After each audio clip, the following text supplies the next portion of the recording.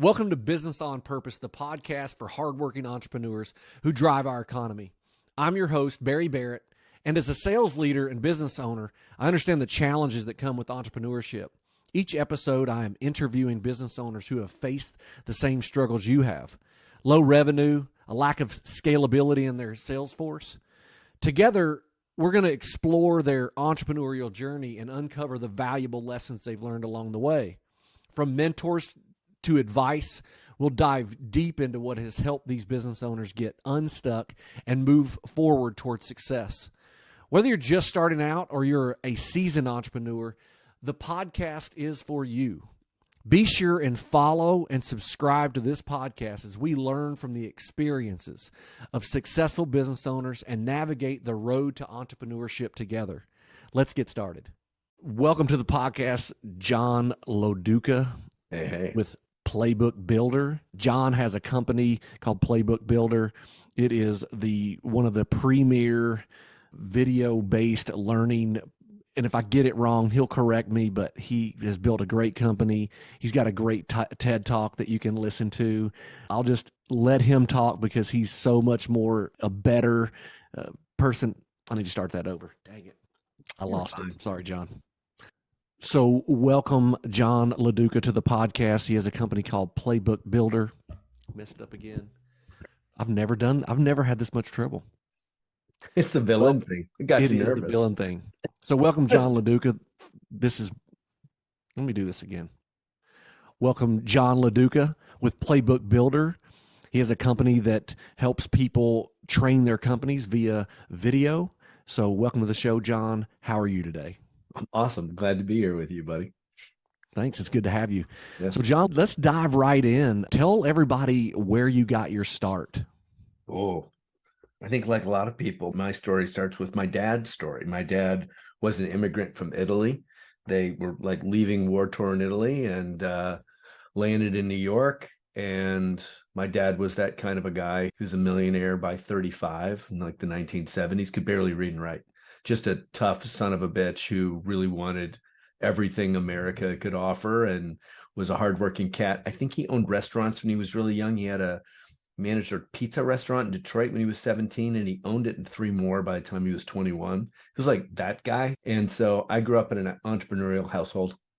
Wait a minute. You just told me it's just like everyone else's, and then you go with my dad came over here from Italy and then was a millionaire. And I'm like, wait a minute, that's not like everybody else. That is extremely unique in my eyes. Tell me how that's like everybody else. Well, I guess because I've spent a career work with entrepreneurs. I think that in so many ways, we talked about this once before, and it has been my privilege to work with entrepreneurs for 20 something years. And it feels in many ways like entrepreneurs are created by their parents. Like in many ways, either positively or negatively, we become the people our parents weren't. And so I think there's always a choice that's made. I made a choice. I saw my dad. He was a hardworking guy with a lot of integrity. And I always assumed I'd own a business. It just didn't even cross my mind. And I think that's part of being an entrepreneur's son, certainly being an immigrant son. But I was born in Canada, grew up, however, in North County of San Diego. And it was like a country bumpkin. We had horses. I lived close to the beach, so I was a surfer kid, but mostly we were like horse people. And I had never even thought about the word entrepreneur. Way back when I grew up, people didn't call themselves that, really. It wasn't really a term. Everyone was flashing around, oh, I'm an entrepreneur. And yet being on the West Coast, the handful of things are pretty dominant out there. You've got the Hollywood scene and you've got the .com scene. And I went up to school up in the Bay Area and got myself a job working for what ended up being the precursor to Grubhub. It was called Dine11, and this guy from China came over and bought this little company.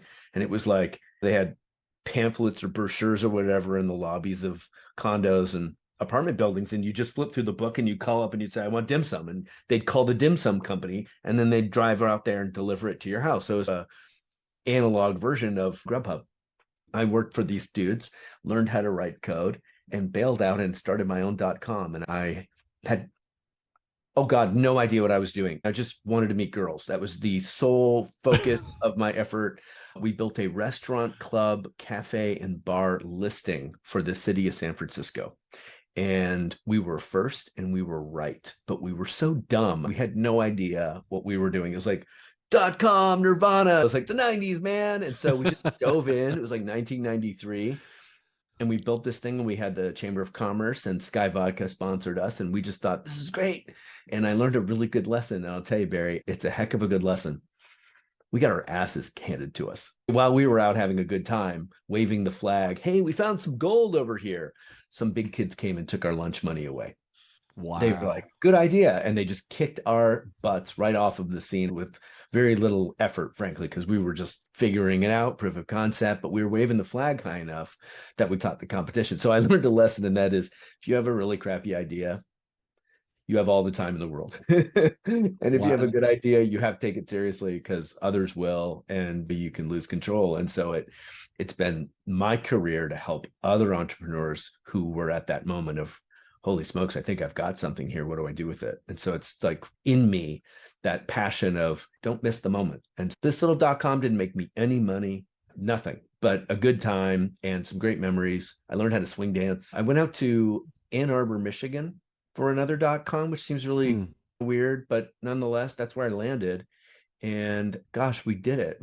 We totally did it. I was like employee number 11, little card table.com scene in Ann Arbor. In 2 years, we sold it for $250 million. Wow. Check So you took that first to market advantage, that you got that lesson, you brought it to Ann Arbor, because it's the mecca of... I'd love to tell you that. I would love to tell you that I was a huge influence in this company's success. I wasn't. I was just super freaking lucky. I got to sit at the big kid table, even though I wasn't a big kid. I was a kid. I had some scar tissue that made me a little smart, but I was a fearless. You remember being the fearless sales guy before you even knew what you were doing, and you could just get to anybody. I was that guy. So they liked me and they kept me around. But this leadership team was so incredible. And we went from me, number 11, to 120 in 2 years, and maintained this culture, this extraordinary culture. It was really incredible. And I was so young, like it took me a long time to even realize just how good we had it. Just how marvelous it was. This is before Zoom, and we're holding different time zones, holding everybody on the same page, and just moving at the speed of light. And CheckFree bought us. CheckFree, they own like PayPal and all this. And I got married, met my wife. I was doing something at U of M and met my wife, and we went out to Chicago together. And that's where like chapter 2 kind of starts. But this whole like early .com thing was like Forrest Gump or something. I was just like the goofball, kept wandering into the right room. It was just really lucky. Luck is one of those things, and I think I created this acrostic, but I call it living under consistent knowledge, LUCK. So living under consistent knowledge, and living is doing. You have to be doing.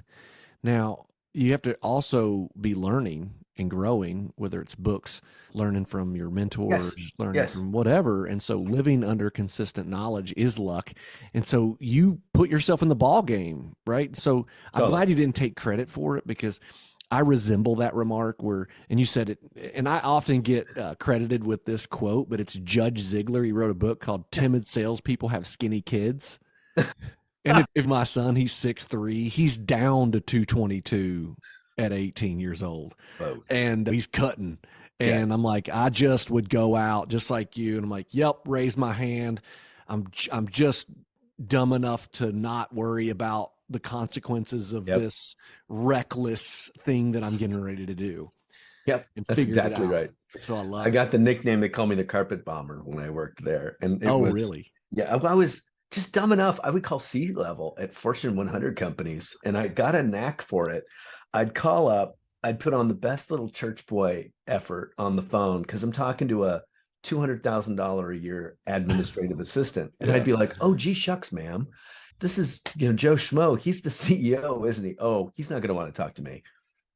Who do you think I should talk to? That call coming from C-suite gets answered. And so she dropped me downstairs, and you better believe the dude on the other end of the call would take it. Like he would it's coming from Margaret in the C-suite's office. So I used to work that. I'd find out who the C-suite dude was, whoever the CEO was. I call the office, go ahead and use the gatekeeper. It became my signature move. And they would deliver me just a touchdown, EVP level or something like that, but with essentially the tacit approval of the CEO. It's coming from his admin, and they take the call. And I got into places I didn't belong. I was talking about stuff I didn't totally understand. But in many regards, the whole country was founded on that sort of recklessness. I don't know what's over that hill. Let's go find out. That's how we did it. I use my southern drawl as the all shucks, but now people know me and they're like, don't all shucks me, Barry. Yep. I So get it that. stops working once they're like, no, because Yeah. you southern drawl, you can act like, I'm They not call real that dumb sure. as a fox, don't they? I call it the Columbo close. You remember Yeah, Columbo? of course I Columbo do. was the best. It doesn't work for me as well as anymore because people know me. And I'm like, dang it, I got to teach it to somebody else. That's so Let funny. them Yep. do it. Yep. Yeah, that's good. So you said that was your first chapter, and then you mentioned your second chapter where you met your wife and you kind of went over Yeah. it. Tell us about the second chapter. So we went out to Chicago and I joined another.com and the CEO was a drinker. And I had never been around that before. And it took me a little while to put the pieces together, but I was in the wrong place. And leaving Bluegill with this big price tag on my head, I had my pick of the litter. But while I was out there, the bubble had burst, 9/11 happened, the world changed. But this thing happened when I was in Ann Arbor that really left a mark. And that was this hypothesis kind of formed in me that a company's, and I didn't have the language at this, that's 20 years later, I figured out what to call it. But at the time I was grappling with this idea of what made that work so well. And the hypothesis that I've matured is that a company's greatest asset and competitive advantage is its wisdom. Man, that's good. That's the intellectual property. It's rolling around in the organization. It's like dust bunnies. It's unaccounted for. Nobody's aggregated it. It's in Bob's head. It's in Betsy's. It's not something they can put their hands on, but it's what makes the culture work. It's what makes choice making happen in the way that it does. And I wanted to see if I could figure out how to get my hands on that. So I built a little consulting company called Wisdom Link. That's how the second chapter started. And it was a perfect job for me. It was like Napoleon Hill's job. I had no business sitting down with the kind of caliber of entrepreneurs I was getting access to. Top 0.25% income earners, US, UK, Canada. Somebody had been doing something for 30 years and you got me in there asking them questions. But what I figured out, and if I did something smart, it was to know that I didn't have to be the answer guy to create value for them. They knew I was a young goofball. They weren't going to expect me to teach them. And by switching the game plan and being the question guy, it's like being a ghostwriter or something. They give me access because they respected my humility. I wasn't going to teach them. They knew that too. Their problem wasn't that. It was they weren't aware of what they had. They couldn't figure out how to scale it because it was up in their own heads. Like they were a phenom. They were an amazing epiphany in the industry, and they couldn't figure out how to get a group of people to be nearly as good as they were. So you see where I'm going. Playbook Builder is about bottling that lightning. I started doing it analog and got onto Dan Sullivan's radar. And Dan made my team the go-to for all the strategic coach clients and coaches to do process work. And my goodness, we got to work with the coolest people. John DeMonda. John's a great example. I love John dearly. And he got me in the game. John was running the Northeast for Lincoln Financial and hired me to help him build his process. He was coaching people and he wanted to be able to scale it. And I helped him map that process and tease out where the real genius was inside of what he was doing. And we named it and we turned it into something he could share and he could operationalize. And they tapped John to run all of Lincoln Financial. And I became like a minor celebrity in the wealth management and insurance industry, which is preposterous because I didn't even have an insurance policy. I didn't know a damn thing, but it was like this huge advantage. My ignorance was, again, I played to my strengths and it was being ignorant. I wasn't going to bring a bias to the table. I wasn't going to tell somebody, get all caught up in coaching them. I was just there to go, you kick the hell out of this. Why are you in the top? Why are you like the number 4 guy at Guardian? Everybody's got the same set of tools and you're out here killing it. What are you doing? And often they didn't know. And that was fascinating to me to learn that unconscious, unaccounted for genius is pretty commonplace. These guys oftentimes and gals have been doing what they've been doing for so long. They just completely normalized it. And so it took an outsider to provoke it out of them. But unfortunately, they, at this level of their career, they weren't around goofballs like me. There wasn't like they're not teaching the brand spanking new person with no background in the industry. They're talking to their peers who know shorthand. I'm in there asking them questions they haven't answered in 20 years. And so we made a whole career out of it. There is so much value to unpack there. So number one, you talked about wisdom. Yeah. And so we teach there is knowledge, there's understanding, there's wisdom. Knowledge is learning something new.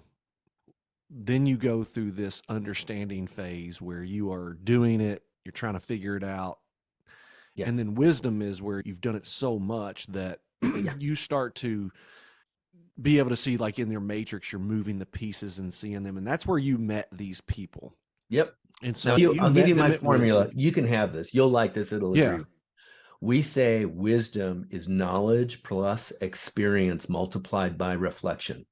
Wow, that's good. Like Reflection. So you what can is the get reflection? smart How do you reading get to books. reflection? You can get smart reading books, right? You can get clever and you can get smarter, but you don't get wise unless you've touched the hot stove or two. Scar tissue comes with wisdom. Nice. So typically we learn when we screw up. When things are like green go, you're like, hell's bells, I got this. But when you actually biff big time, when you make mistakes, when you make a call, it's the wrong call, that's when you tap the brakes and go, now, how did I come to that conclusion so I don't do that again? Now, entrepreneurs are different than the rest of the populace, right? They get paid for trying hard. Entrepreneurs don't. They only get paid for getting it right. So the evolution of learning is pretty damn insane. It's a very aggressive learning curve because you can't get on the next call and screw up.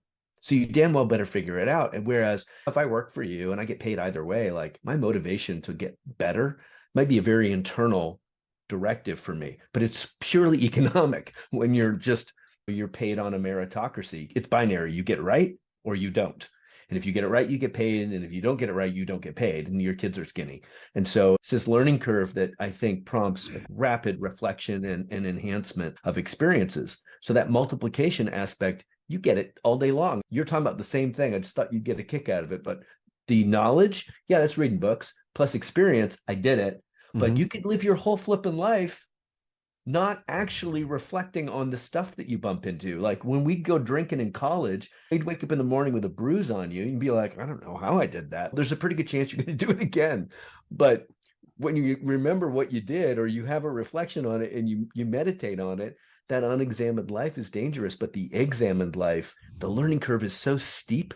Like you'll see people who really master this in their 30s that are so wise. Wait a minute. Like the next thing out of my mouth was the unexamined life is not worth living, which is Socrates, which ties me back to you go in and you reflect. But what you got really good at that almost no one gets good at is going in and asking successful people questions, which is called the Socratic method. So that's a full circle moment. Totally. The Socratic method is the question-based approach to problem solving. And what I leave out every time is it's actually the question-based argumentative approach to problem solving. Yes. People don't like arguments because they don't understand it. How did you get so good at questioning people and moving from statements to questions? That's a beautiful question and a really challenging one. And it's taken me a really long time to get good at that, and then to continue to not drift into bias, confirmation, and prejudice, which is the end of being that kind of a servant. As soon as your head is filled with answers instead of curiosity and questions, it's the end of inspiration and insight. Like you just don't find anything new when you think you're the smartest person in the room. And like humbling yourself and being quiet inside is super flipping hard. It was so much easier to do that kind of work when I was, in fact, completely stupid. Like when I actually didn't know what they were talking about, I wasn't asking to be cute or to pretend. It wasn't, why would you do that? I actually didn't know. Where it was hard was when I had my own opinions or I could see the fact pattern emerge, but I had to just shove that in the corner and not bring it to the table because otherwise I wouldn't learn anything. What did you say? I would stop learning.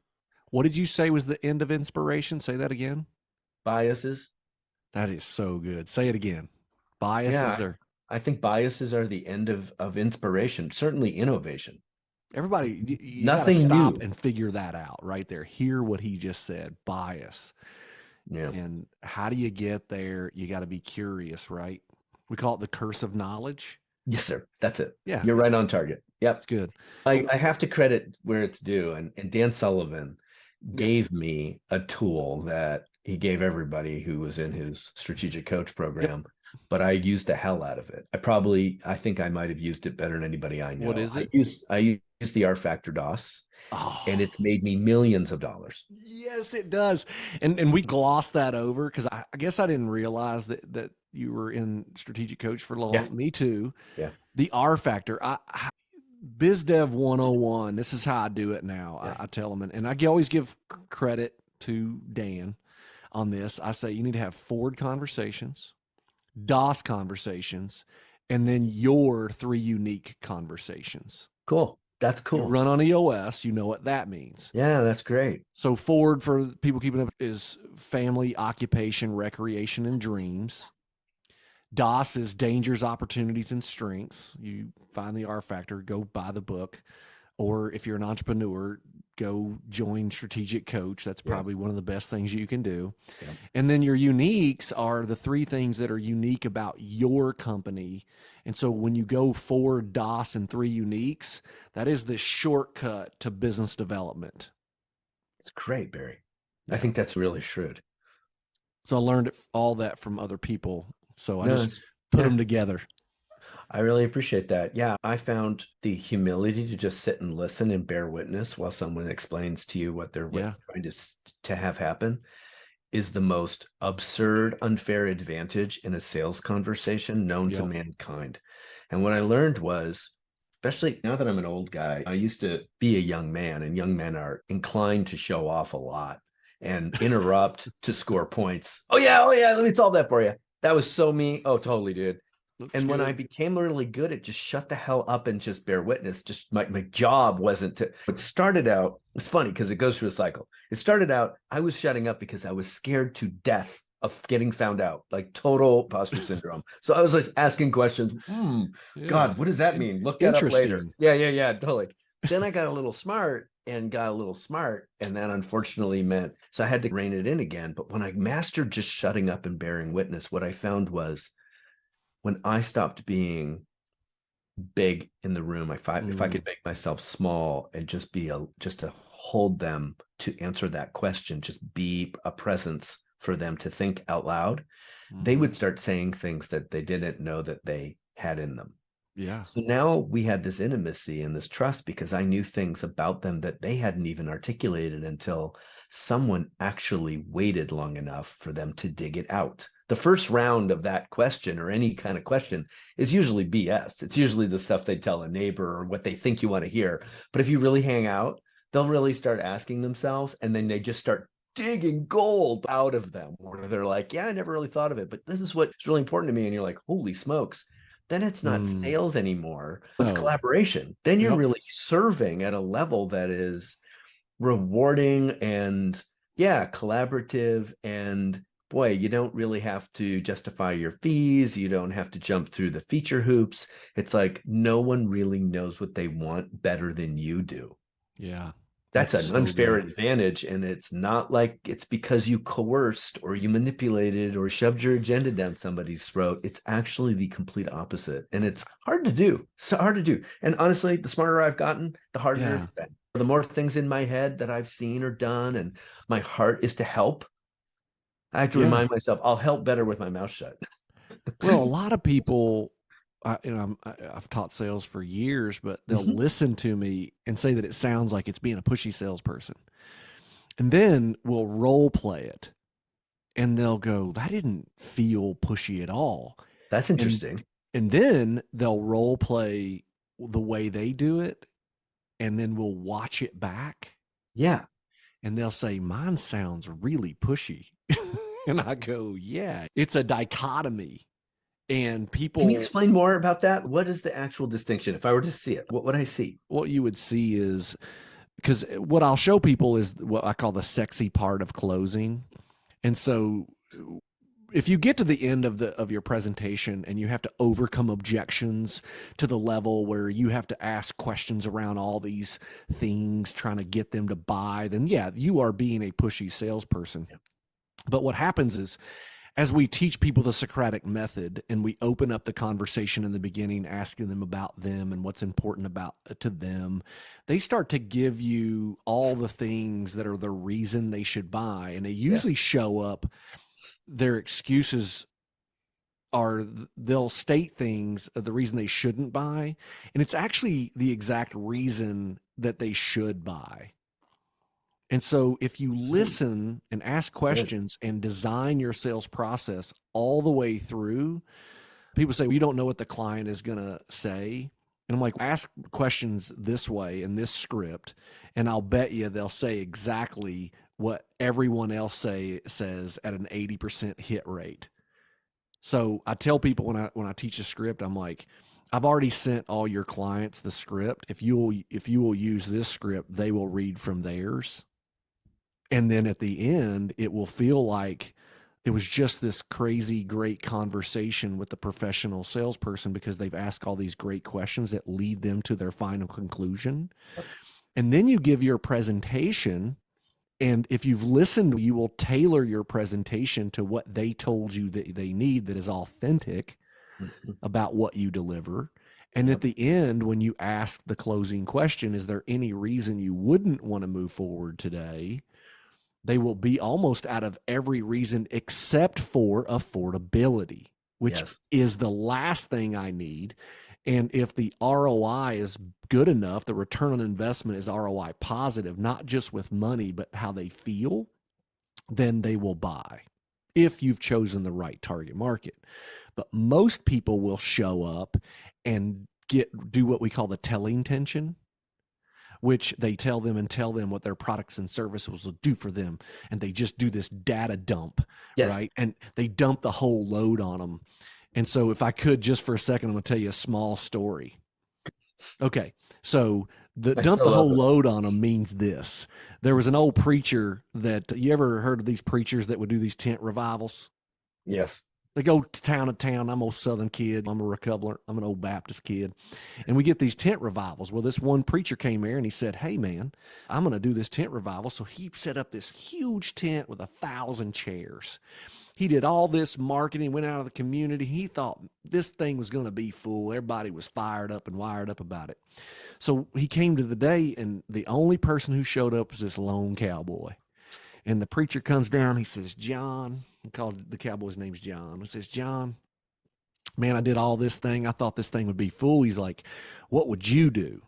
The cowboy looked at him and said, hey, man, if I went out to feed my cattle and only one of them showed up, I would feed that cow. And so the preacher said, okay. So he gets on stage and he's preached about 2.5 hours. Well, 2.5 hours later, he comes down and he's sweating. He said, cowboy, he said, John, how'd I do? John looked at him and said, I tell you what, if I had one cow show up, I'd feed him, but I wouldn't dump the whole load on him. So most salespeople, they dump the whole load on them. And so I tell you, just ask enough questions to get you to the next step. I know why they do. And I've Tell me why. done it.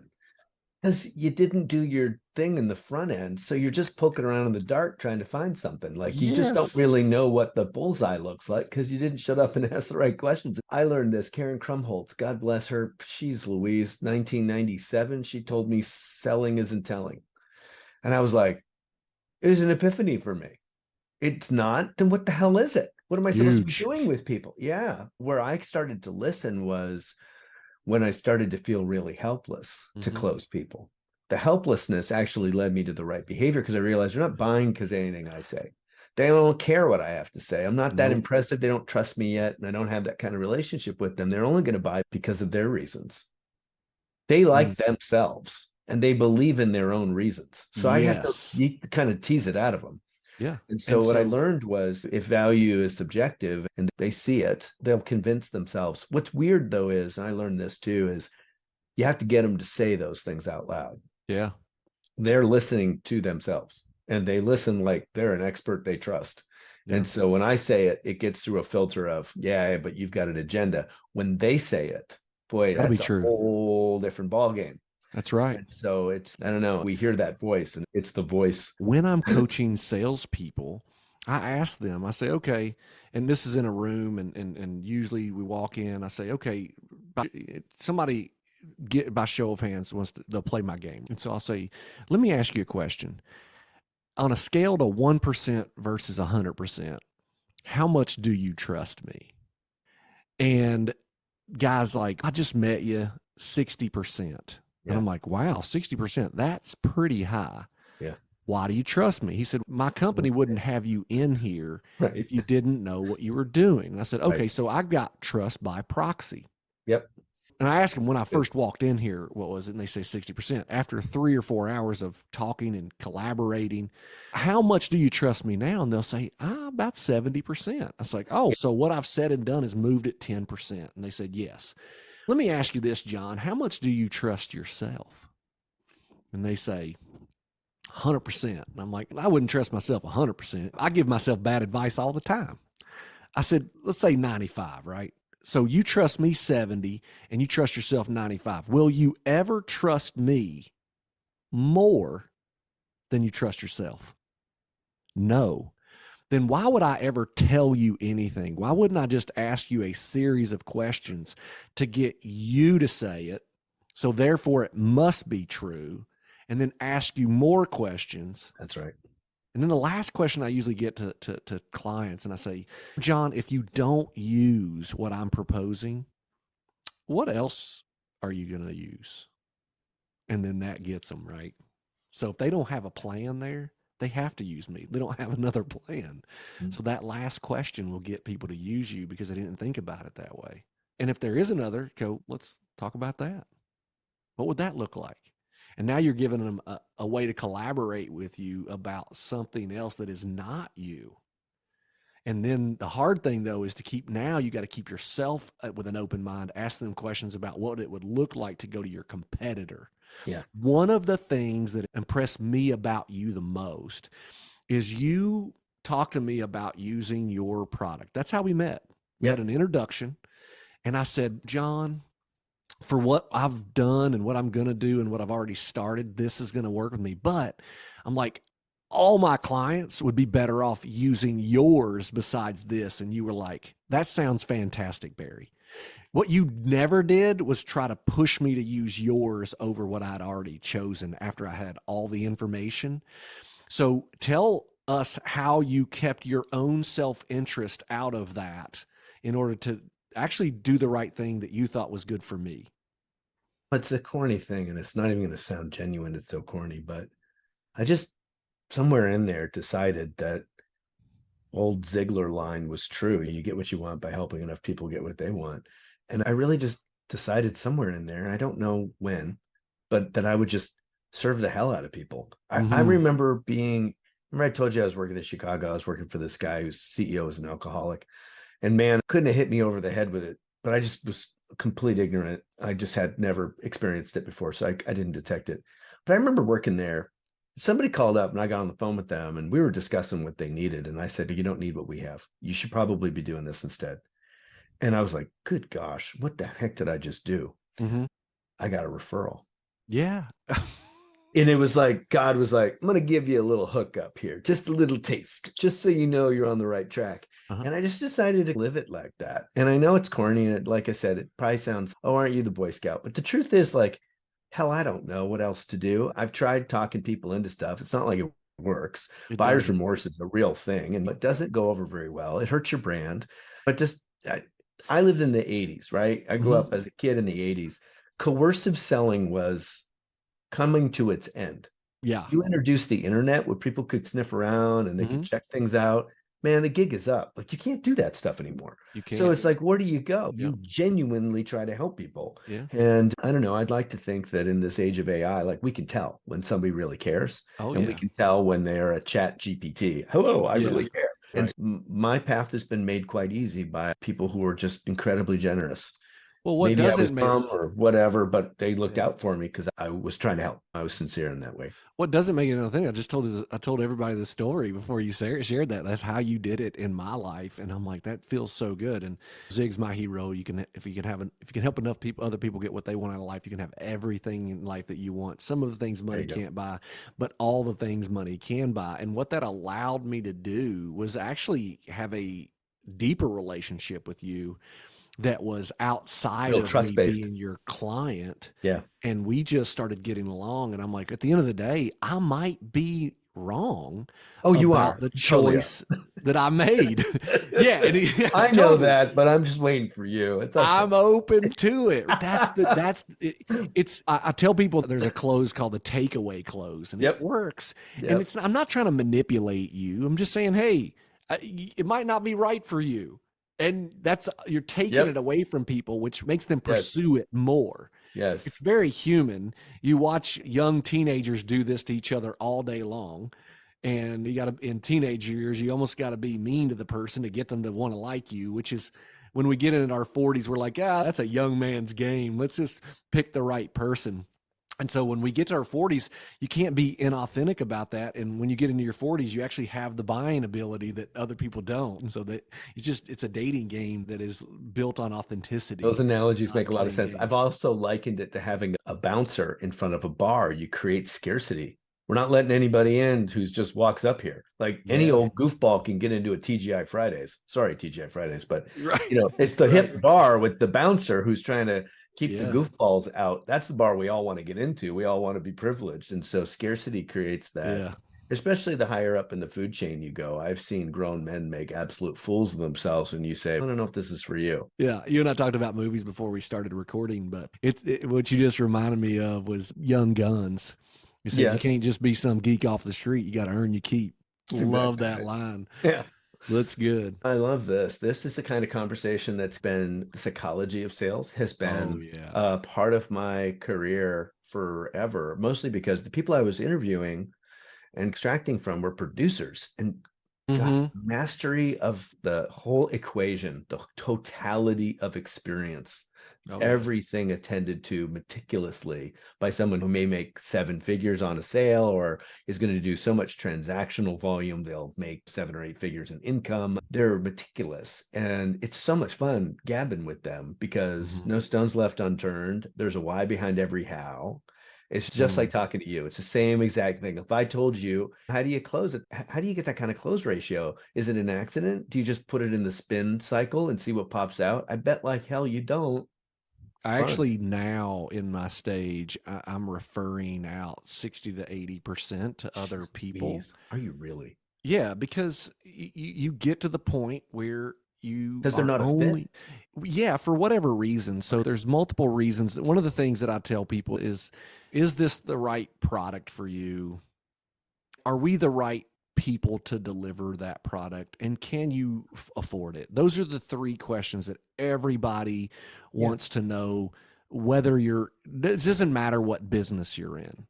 And so we have an abundance mindset, right? You have an abundance mindset. There's enough for everybody out Yep. there.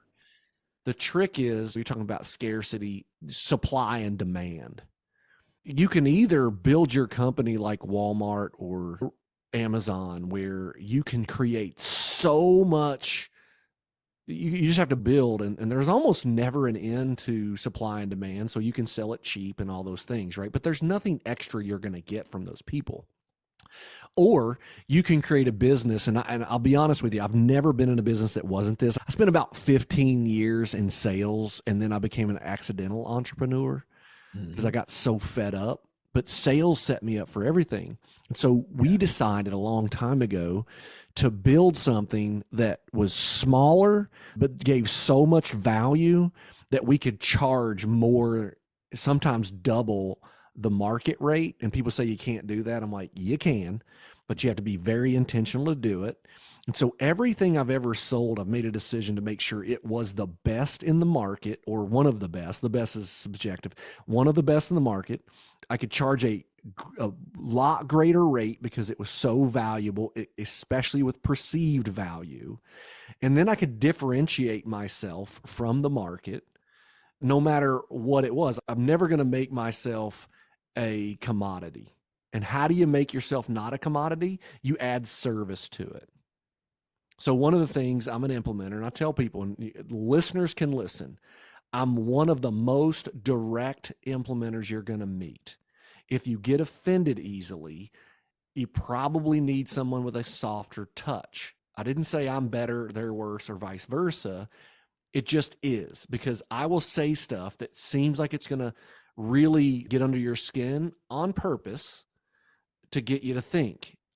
I've been sincerely wrong. You can tell me I'm sincerely wrong. I'm good with it too.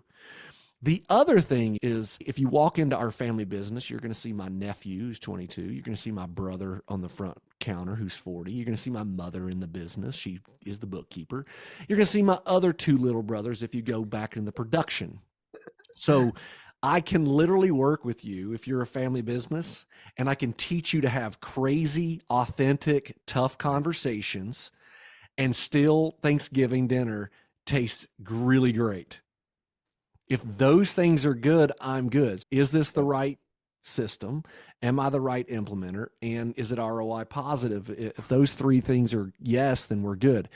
If I would argue, yes, if I can interrupt here, no, that's I would good. argue that what you're talking about is flying your freak flag. And that's not so much about, it's an Yeah. abundance mindset, but it's specifically this, it's harmonic, being resonating with a niche. And so the joke I talk about is like using like dog whistle language and things like that. There's stuff you'd say that would either go over somebody's head or tick them off. There's a way you communicate that somebody would say, who's the redneck? There are jokes you'd make that may not be appropriate in certain quarters, right? Yeah. On the other hand, you're a dog whistle for the right psychographic profile. Then you're not guessing anymore. You saw my TED talk, right? You can go wide, ubiquity, economies of scale, high transaction volume. That's a commodity play. Or you can go deep. You can go right down into a psychographic and become like the niche competitor and really lock them down. And that's where those additional services come in, where you become a monopoly around a certain group of people. So if this is K-Lite, the best of the 80s, the 90s, and beyond, radio stations that are so vanilla, you have to buy 4 or 5 to make any money on them. You'd buy every radio station in every major market. That's the only way you do it, because there's just no like brand loyalty. You're listening to Barry Manilow, and then you flip it over because you don't like Barry, you want to listen to the Eagles. And they're like, if you owned all 5 channels, you'd pick it up on the spread. Yeah. But over here, this is like the polka channel. This is like the 24-hour polka network, all polka all the time. All their competitors are selling kielbasa and accordions and stuff like that. But the people who listen, they don't change the dial. That's where the only place they can find that. So they're very brand loyal, which means you can monetize them a bunch of different ways. They came in off the radio, but then you can start monetizing them for other things because you're completely unique. Somebody's going to spend $30,000 this weekend to go to Canyon Ranch and have a weekend. Yeah. That's not for everybody, and they're not losing a lot of sleep over it. I'd say that's rare. They're rare for people. It doesn't have to even be expensive. It could be the polka channel. It could be the little Thai food restaurant where the menu's not in English and they don't have hamburgers or chicken for your kids. It's like, come in here and eat authentic Thai food. Every single person from Thailand in the trading area loves them because they're legit. They haven't sold out. So that's a niche, and they lock it down. And then you're right. They're no longer competitive on price because they're not selling a product or even a service. Actually, they transcend that, and that becomes unique experience design, where what's for sale is the totality of it. You're buying everything. We got this language out of the experience economy that was 1999, Pine and Gilmore. Remember, it was like you got a commodity like coffee beans, then you have a good, that's like a package of coffee beans, a bag of them. Then you have $1.10, you're buying it, it's a service, and then you have Starbucks, and the price differential is like this. Bloop, all of a sudden you're paying $4 because you're ordering it in Italian. What's for sale? Coffee? No. And that's what you're talking about, is once you target that niche, the psychographic, and I think that's the niche characteristic. It's not I like talking to people that are familiar with the Southern accent. It's people that have an association with that's virtuous, that works for you. People that want to be razzed a little bit and like straight talk. You fly your little freak flag and your sales cycles are short. Somebody goes, he's a prick. Somebody else goes, I love that guy. High close ratio, short sales cycle. It's a dreamboat. Where people get screwed is when they take the vanilla path and they're too scared. And that's scarcity. They're too scared to stand up and let her rip. Yeah. And so they get people turned around. What the hell am I getting? So the sales cycle is real long. There's all this ambiguity. I want to talk to your references. I'm not really sold on you yet. But man, if you could just be authentically Barry, which you are, you make the sales cycle really fast for me. Hey, thank you, Barry. I think you're a jackass and I don't want to work with you, but you served me by being a jackass on the front end. Now I can go and find a better fit. Versus the guy you referred me to is not a jackass. And I was like, yes, and I like him too. Or her. Yeah. Right.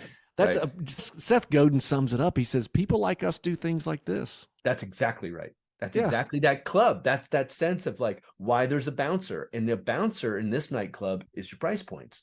So That here's, scarcity is a yes. psychographic fit. It's that dog whistle of language. And Yep. it's that sense of if you belong in here, you're going to love this. These are Mm-hmm. your people. Yeah, man. Mm-hmm. I could talk about this all day. I People will love say, it. well, and I do this in all industries, they'll say, this person over here can do it for this money. And I look at them and I'm telling you, and I say, I bet they can. And I'm sure they know exactly what they're worth. And I just let it sit. That's good. Because I'm like, I'm not playing that game, and that's fine. So, one of the things that I learned from Seth Godin as well, and you can speak to it, I'm sure, is when I was in the automotive industry, automotive repair, we were an entrepreneur company. So we say entrepreneur. And I'm like, there's different levels of entrepreneur. Dan Sullivan talks about it. We can, in our automotive repair shop, they've replaced me. They've replaced my brother. They're going to replace my other brother. We're going to replace people. And it's going to be more, you're making money when you're not there. But mine, and this gave me I thought I was an entrepreneur. I'm not an entrepreneur for what I do. I'm a freelancer. And the only reason we do a system, but I am doing the work. And if I went to my clients and I said, hey, I'm going to give you another implementer, they're like, I don't need another implementer. Yep. I hired someone. They're like, we're not going to work with the person that you hired. We hired you. And that was like, oh, that's such a relief. The only way to make that scalable is as I move through life is to either be okay with what I'm charging or charge more. And so that's the difference that really set me up and oh, wait a minute, I can be released from this. Yep. I'm an entrepreneur in other ways. John, tell me what you're doing to be an entrepreneur, a freelancer, both. Like what does that look like inside your business? That's a great question and a fun one. Frankly, I've done both. And Yeah. I had this little consultancy, and to juice myself, I kept increasing my fees because of the very thing you'd addressed, which is I was the product. And God's not making more lakefront property, and he's not making more time. And so I just ran out of hours, and worse off, I got so quick about diagnosing, I was calling the ball at dinner and I was getting bored. And that's the end of inspiration. As I said, there's no more innovation when you are all full up with your own ideas. Like there's no room for anything else. And so I had to scare the hell out of myself. I went from running a strategy day that we called an innovation lab. I started at $1,500. And by the time I tapped the mat and stopped primarily doing that, I got to 20,000 for a day, which seems preposterous to me. Not to me, I know you. I knew exactly what I was doing. Right. It wasn't about the money. It was how scared can I make? I'd be like going to bed at night before the lab sometimes and be like, maybe I should shower and I'll probably wear a clean shirt. I'm going to charge these people a ton of money. Like I'd show up in the room and I'd be like, this pencil isn't sharpened properly. Everything had to be. And I just kept upping that game. Yeah. Ultimately, though, along the way, we had built Playbook Builder and we saw the play and we elected to make it our primary. And it's obvious now as interviewing these people, and it was like, we should be filming them. What are you, nuts? Yeah. You're talking to, we had the Zigglers as clients. Can you imagine? I've sat opposite ridiculous, unbelievable entrepreneurs, humbling, like to the extent that like, wow. I got to tell you, I can't even imagine my good fortune. And yet we weren't often filming. I'm like a Gen X idiot. I've got a pad of paper, Barry, and I'm like, oh, would you say that again? What am I doing? We should archive this. And that's how Playbook was born. And so as it evolved as this way of taking process and bringing it to life with video and stuff like that, but it became abundantly clear we had caught the zeitgeist. We caught this wave. And then COVID hit and we went vertical. But the relationship to that idea of being the freelancer, I had to constantly reinvent it, because I think the death of something like that working well is when I started to feel a little claustrophobic because I was like caged and my schedule began to create constraint in my freedom. So you fill your head with entrepreneur stuff about time, freedom, and scalability and having a legacy or an exit strategy or any of those things. And it starts to tick you off that you're trading time for money. And it doesn't matter how much money. Ironically for me, I started thinking to myself, man, this is so weird. That's no longer an issue. Oh, I'm not afraid to ask for it. I'm actually okay if they say no. But yeah. people were, I'll be damned, they were paying it. Yeah. And yet I still didn't feel like I owned it. I felt like it owned Uh, me. I had 25 people on staff, but of course, I'm the guy they wanted just like they want you. And right. I had great people on there, but because my name was on the door and nobody wanted to work with my B players, these were Yeah. good people. Yeah. But it ended up being that top down model where they were just there to help me deliver Hmm. for the client. So, yeah, wiggled in and out of it. There are some constraints in a creative environment Yeah. that I think might be different in others. But when I see consulting companies that have created like a true pick your person platform, EOS has done this Oh, yeah. essentially. They've done such a nice job with that. And I Oh, think it's yeah. really hard to pull off. It I really is. credit them. I want Gino. Everybody wants Gino. Right. Of course, you want Gino. The guy wrote the book, but you're Yeah. not going to get Gino. But actually, Barry's a better fit for you. Family business, Southern charm. He's going to confront you, and you go, I'll be darned. He is better. It's Yeah. For cool. them.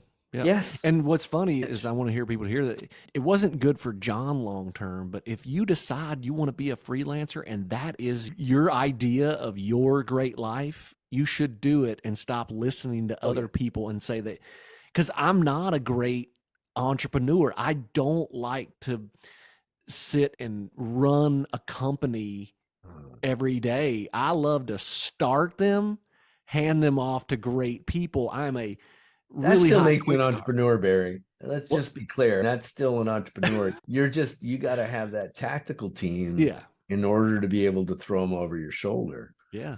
Yeah. But know who you are and be that. And Yeah. that is really Yeah. right what That's we're great. talking about. And that's why I Yeah. like interviewing so many different people like you. I feel like I know we could talk for a long time. I'm going to respect your time No, it's and a land the pleasure to do this plane. with you. Hopefully you'll be back. Yeah. And No, we could pick up pretty much anywhere. I absolutely love this. And it's actually what's so fun about it is I'm having this conversation with you and I think we understand each other. yeah, I'm listening to you and I'm like, gosh, we really do understand each other. There's so many things that you are tapping into that I'm like, yes, Barry. you said the Interesting. unexamined life, and I've got a goal setting program that I wrote and a talk. It's called the unexamined life. It's got a workbook. Yep. I was like, "What? Wait a minute, Yeah. John. That's my Yeah. line." And you're like, "No, it's not. It's Socrates' line." Yeah, this was a treat, man. I knew it was going to be, but this was Yeah, exactly what I thought we'd do, which is love just it. talk. I said we'd be like two dogs running around the backyard, and that's exactly what it Yeah. was. Yeah. So, where do people find you? Usually hanging out in front of the local A&P. Yeah. Just kidding. They can go to the website, which is playbookbuilder.com. And I'm talking at the EOS conference this year. I'll be there Yeah. on Wednesday.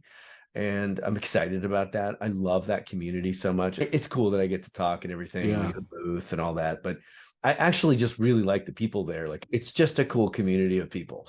It really And is. yeah, I've had so much fun swimming around in that ocean. It's a treat. Yeah. Other than that, Barry, you could put my email address. I'd like to serve if anybody has questions, Yeah. talking about entrepreneurism, talking about wisdom as an asset, what to do with it. I know this sounds corny and it probably doesn't sound likely, but just wanted to talk about it. No sales pitch, just, hey, Right. what are you thinking?